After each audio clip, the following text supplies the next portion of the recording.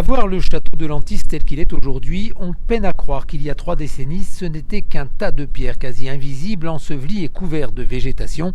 C'est pourtant l'état dans lequel l'ont trouvé Françoise et son mari en 1993. Ça, c'est une photographie du château après 7 ans de travaux.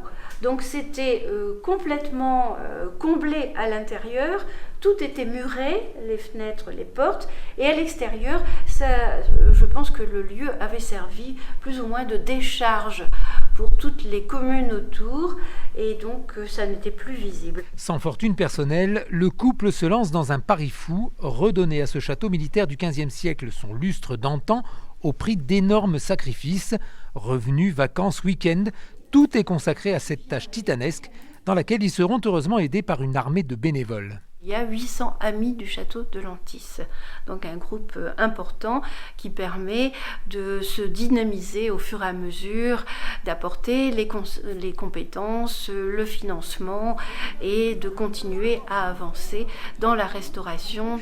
Pour financer les travaux, Françoise et son mari organisent des réceptions et des animations tout au long de l'année, à l'exemple de ce marché de Noël installé dans le château à l'approche des fêtes. Non seulement ça sert à le faire vivre, mais aussi à continuer les travaux. Tous les travaux représentent des sommes colossales. Et un château, c'est un peu comme une entreprise qu'il faut faire vivre, qu'il faut faire connaître et qu'il faut faire évoluer au fur et à mesure du temps. De nombreux travaux restent encore à faire. Françoise a décidé d'y consacrer tout son temps. Elle a donc abandonné son métier de kinésithérapeute pour se former au compagnonnage.